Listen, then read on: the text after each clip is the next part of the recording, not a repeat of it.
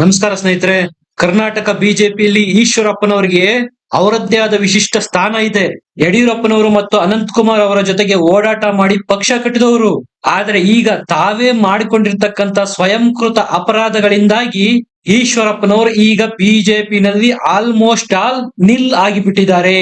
ಈಶ್ವರಪ್ಪನವರು ಇದ್ರೇನು ಬಿಟ್ರೇನು ಪಕ್ಷಕ್ಕೆ ಅವರಿಂದ ಆಗಬೇಕಾದ್ದೇನೂ ಇಲ್ಲ ಅನ್ನೋ ನಿರ್ಧಾರಕ್ಕೆ ರಾಜ್ಯ ಬಿಜೆಪಿ ನಾಯಕರಲ್ಲ, ಕೇಂದ್ರ ಬಿಜೆಪಿ ನಾಯಕರು ಬಂದ್ಬಿಟ್ಟಿದ್ದಾರೆ.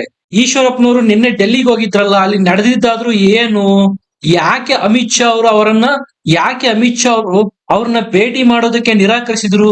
ಸ್ವತಃ ಅವರೇ ಫೋನ್ ಕಾಲ್ ಮಾಡಿ ಡೆಲ್ಲಿಗೆ ಬನ್ನಿ ಅಂತ ಕರೆಸ್ಕೊಂಡಾದ್ಮೇಲೂ ಸಹ ಈಶ್ವರಪ್ಪನವರನ್ನ ಸೌಜನ್ಯಕ್ಕಾದ್ರೂ ಮೀಟ್ ಮಾಡ್ಲಿಲ್ಲ. ಯಾಕೆ? ಇದ್ರ ಹಿಂದೆ ಈಶ್ವರಪ್ಪನವರೇ ಮಾಡ್ಕೊಂಡಂತ ಎಡವಟ್ಟುಗಳು ಏನು?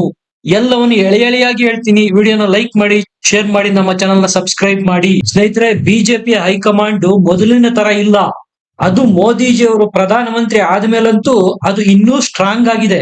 ಪಕ್ಷದಲ್ಲಿ ಅಶಿಸ್ತು, ಅಸಹಕಾರನ ಅವರು ಯಾವುದೇ ಕಾರಣಕ್ಕೂ ಸಹಿಸೋದಿಲ್ಲ. ಈಗ ಈಶ್ವರಪ್ಪನವರ ವಿಚಾರದಲ್ಲಿ ಆಗಿರೋದು ಅದೇ.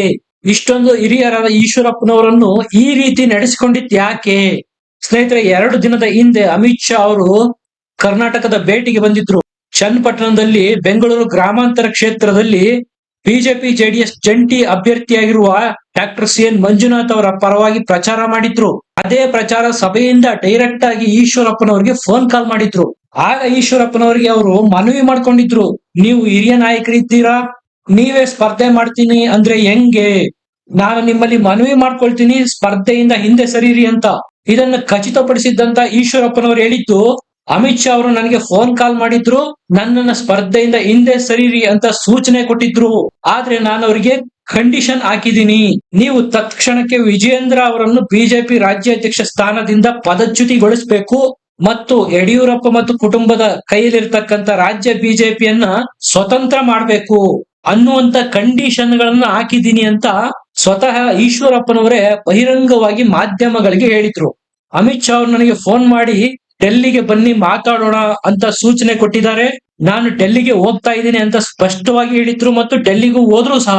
ಆದ್ರೆ ಹೀಗೆ ಡೆಲ್ಲಿಗೆ ಕರೆಸಿಕೊಂಡಂತ ಅಮಿತ್ ಶಾ ಅವರು ಈಶ್ವರಪ್ಪನವರನ್ನ ಮೀಟ್ ಮಾಡೋದಿರ್ಲಿ, ಅವರ ಆಫೀಸ್ ನಿಂದ ಜಸ್ಟ್ ಒಂದು ಫೋನ್ ಕಾಲ್ ಮಾಡಿಸ್ಬಿಟ್ಟು ಅಮಿತ್ ಶಾ ಅವರು ನಿಮಗೆ ಸಿಗಲ್ಲ ಅನ್ನೋ ಸಂದೇಶನ ಸಾರಿದ್ದಾರೆ. ಈ ಮೂಲಕ ಬೆಟ್ಟದಷ್ಟು ಆಸೆ ಇಟ್ಕೊಂಡು ಡೆಲ್ಲಿಗೆ ಹೋಗಿದ್ದಂತ ಈಶ್ವರಪ್ಪನವರಿಗೆ ನಿರಾಸೆಯಾಗಿದೆ. ಮೊದಲೇ ಯಡಿಯೂರಪ್ಪನವರು ಮತ್ತು ಅವರ ಪುತ್ರ ವಿಜಯೇಂದ್ರ ಮತ್ತು ರಾಘವೇಂದ್ರ ಅವರ ವಿರುದ್ಧ ಕೊತ ಅಂತ ಕುದೀತಾ ಇದ್ದ ಈಶ್ವರಪ್ಪನವರು ಈಗ ಮತ್ತಷ್ಟು ಗರಂ ಆಗಿದ್ದಾರೆ. ಡೆಲ್ಲಿಗೆ ಬರೋಕೆ ಹೇಳಿ ಭೇಟಿ ಮಾಡದೆ ಅವಮಾನ ಮಾಡಿದ್ದಾರೆ ಈಗ ಈಶ್ವರಪ್ಪನವರಿಗೆ ಹೈಕಮಾಂಡ್. ಈಶ್ವರಪ್ಪನವರು ಡೆಲ್ಲಿನಲ್ಲಿ ಒಂದು ಖಾಸಗಿ ಹೋಟೆಲ್ ಎದುರುಗಡೆ ನಿಂತು ಇಡೀ ದಿನ ಕಾದಿದ್ದಾರೆ, ಇವಾಗ ಬರ್ತಾರೆ ಆಗ ಬರ್ತಾರೆ ಅಮಿತ್ ಶಾ ಅವರು ಅಂತ. ಆದ್ರೆ ಅಮಿತ್ ಶಾ ಅವರ ಕಚೇರಿಯಿಂದ ಫೋನ್ ಕಾಲು ಬಂದಿಲ್ಲ, ಯಾವ ಮೆಸೇಜು ಬಂದಿಲ್ಲ, ಎಷ್ಟೊತ್ತಿಗೆ ಸಿಗ್ತಾರೆ, ಎಲ್ಲಿದ್ದಾರೆ, ಯಾವ ಮಾಹಿತಿನೂ ಈಶ್ವರಪ್ಪನವರಿಗೆ ಕೊಟ್ಟಿಲ್ಲ. ಕಾದು ಸುಸ್ತಾದಂತ ಈಶ್ವರಪ್ಪನವರೇ ಅಮಿತ್ ಶಾ ಅವರ ಕಚೇರಿನ ಸಂಪರ್ಕ ಮಾಡಿದ್ದಾರೆ. ಆಗ ಕಚೇರಿಯ ಸಿಬ್ಬಂದಿ ಕನ್ಫರ್ಮ್ ಮಾಡಿದ್ದಾರೆ, ಇಲ್ಲ ಅವರು ನಿಮಗೆ ಸಿಗಲ್ಲ ಅಂತ. ಇದರ ಅರ್ಥ ಅಮಿತ್ ಶಾ ಅವರು ನಿಮ್ಮ ಭೇಟಿಗೆ ನಿರಾಕರಿಸಿದ್ದಾರೆ, ನೀವಿನ್ನು ಹೋಗಬಹುದು ಅನ್ನೋ ಸಂದೇಶ ಅಮಿತ್ ಶಾ ಅವರ ಕಚೇರಿಯಿಂದ ಸಿಕ್ಕ ತಕ್ಷಣ ಈಶ್ವರಪ್ಪನವರು ಮೀಡಿಯಾದ ಎದುರುಗಡೆ ಬಂದಿದ್ದಾರೆ. ಇದನ್ನ ಅವರ ಯಾವ ತರ ವ್ಯಾಖ್ಯಾನ ಮಾಡ್ತಾರೆ ಅಂದ್ರೆ, ಅಮಿತ್ ಶಾ ಮತ್ತು ಮೋದಿಜಿ ಅವರು ನಾನು ಸ್ಪರ್ಧೆ ಮಾಡೋದನ್ನ ಇಷ್ಟಪಟ್ಟಿದ್ದಾರೆ, ನಾನು ಶಿವಮೊಗ್ಗ ಕ್ಷೇತ್ರದಿಂದ ಸ್ಪರ್ಧೆ ಮಾಡಬೇಕು ಅನ್ನೋದು ಅವರ ಬಯಕೆ, ಪಿ.ವೈ. ರಾಘವೇಂದ್ರ ಅವರು ಸೋಲ್ಬೇಕು, ಕುಟುಂಬ ರಾಜಕಾರಣ ಕೊನೆಯಾಗಬೇಕು ಅಂತ ಅಮಿತ್ ಶಾ ಅವರು ನನ್ನ ಭೇಟಿ ಮಾಡಿಲ್ಲ, ಈ ಮೂಲಕ ಅವರು ನನಗೆ ಸ್ಪರ್ಧೆ ಮಾಡಿ ಅನ್ನೋದಕ್ಕೆ ಒಪ್ಪಿಗೆ ಕೊಟ್ಟಿದ್ದಾರೆ ಅನ್ನೋ ತರ ಈಶ್ವರಪ್ಪನವರು ಇದನ್ನ ವ್ಯಾಖ್ಯಾನ ಮಾಡ್ತಾರೆ. ಸ್ನೇಹಿತರೆ, ಅಮಿತ್ ಶಾ ಅವರು ಈಶ್ವರಪ್ಪನವರನ್ನ ಭೇಟಿಯಾಗೋದಕ್ಕೆ ನಿರಾಕರಿಸಿದ್ರ ಹಿಂದೆ ಸ್ವತಃ ಈಶ್ವರಪ್ಪನವರೇ ಮಾಡಿಕೊಂಡಿದ್ದಂತ ಎಡವಟ್ಟುಗಳು ನೀವೇ ಯೋಚನೆ ಮಾಡಿ. ಅಮಿತ್ ಶಾ ಅವರು ಒಬ್ರಿಗೆ ಕಾಲ್ ಮಾಡ್ತಾರೆ ಅಂದ್ರೆ ಅವರ ಬಗ್ಗೆ ಅವರಿಗೆ ವಿಶ್ವಾಸ ಇರುತ್ತೆ. ತಾನು ಫೋನ್ ನಲ್ಲಿ ಡಿಸ್ಕಸ್ ಮಾಡಿದಂತ ವಿಚಾರಗಳನ್ನು ಆ ವ್ಯಕ್ತಿ ಮೀಡಿಯಾದ ಮುಂದಾಗ್ಲಿ ಯಾರ ಮುಂದಾಗ್ಲೂ ಹೇಳ್ಬಾರ್ದು. ಆದ್ರೆ ಇಲ್ಲಿ ಈಶ್ವರಪ್ಪನವರು ಅಮಿತ್ ಶಾ ಅವರ ಜೊತೆಗೆ ಡಿಸ್ಕಸ್ ಮಾಡಿದ ಎಲ್ಲ ವಿಚಾರವನ್ನು ಮೀಡಿಯಾ ಜೊತೆಗೆ ಹಂಚಿಕೊಂಡು ಬಿಟ್ರು. ಅಮಿತ್ ಶಾ ಅವರು ನನಗೆ ಕಾಲ್ ಮಾಡಿದ್ರು, ನನ್ನ ಜೊತೆಗೆ ಮಾತಾಡಿದ್ರು, ಕಾಂತೇಶ್ಗೆ ಟಿಕೆಟ್ ಕೊಡಿ ಅಂತ ಕೇಳಿದೆ, ವಿಜಯೇಂದ್ರ ಅವರನ್ನು ಅಧ್ಯಕ್ಷ ಪಟ್ಟದಿಂದ ಇಳಿಸ್ಬೇಕು ಅನ್ನೋ ಕಂಡೀಷನ್ ಸಹ ಹಾಕಿದ್ದೀನಿ. ಇದೆಲ್ಲವನ್ನು ಕೇಳಿಸಿಕೊಂಡಂತ ಅಮಿತ್ ಶಾ ಅವರು ಡೆಲ್ಲಿಗೆ ಬನ್ನಿ ಅಂತ ನನಗೆ ಕರೆದಿದ್ದಾರೆ ಅಂತ ಹೇಳುವ ಮೂಲಕ ಅಮಿತ್ ಶಾ ಅವರ ಜೊತೆಗೆ ಏನು ಡಿಸ್ಕಸ್ ಮಾಡಿದ್ರು ವಿಚಾರ ಅದನ್ನ ಗೌಪ್ಯವಾಗಿ ಇಡಬೇಕಾಗಿತ್ತು. ಆದ್ರೆ ಇದೆಲ್ಲವನ್ನು ಈಶ್ವರಪ್ಪನವರು ಮೀಡಿಯಾ ಮುಂದೆ ಡಿಸ್ಕ್ಲೋಸ್ ಮಾಡಿದ್ರು. ಸಹಜವಾಗಿ ಈ ಎಲ್ಲ ಬೆಳವಣಿಗೆಗಳ ಬಗ್ಗೆ ಮಾಹಿತಿ ಪಡೆದಿದ್ದಂತ ಅಮಿತ್ ಶಾ ಅವರು ಈಶ್ವರಪ್ಪನವರನ್ನು ಭೇಟಿ ಮಾಡಿದ್ರು ಒಂದೇ, ಬಿಟ್ರು ಒಂದೇ, ಏನೂ ಯೂಸ್ ಇಲ್ಲ. ತಮ್ಮ ಮಾತಿಗೆ ಅಥವಾ ಮನವಿಗಳಿಗೆ ಅಥವಾ ಸೂಚನೆಗಳಿಗೆ ಈಶ್ವರಪ್ಪನವರು ಸೊಪ್ಪಾಕಲ್ಲ. ಹಾಗಾಗಿ ನಮ್ಮ ಸಮಯನ ವ್ಯರ್ಥ ಮಾಡ್ಕೊಳ್ಳೋದು ಬೇಡ ಅಂತೇಳಿ ಈಶ್ವರಪ್ಪನವರನ್ನು ಅಲ್ಲಿಂದ ಹಾಗೆ ವಾಪಸ್ ಕಳಿಸ್ಬಿಟ್ರು. ಇಲ್ಲಿ ಈಶ್ವರಪ್ಪನವರು ಪ್ರಬುದ್ಧ ರಾಜಕಾರಣಿಯಾಗಿ ಉಗುರಲಾಗ್ತಾ ಇದ್ದ ಕೆಲಸವನ್ನು ಕೊಡಲಿ ಎತ್ಕೊಂಡು ತಮ್ಮ ಭವಿಷ್ಯಕ್ಕೆ ತಾವೇ ಕುತ್ತು ಮಾಡಿಕೊಂಡ್ರ.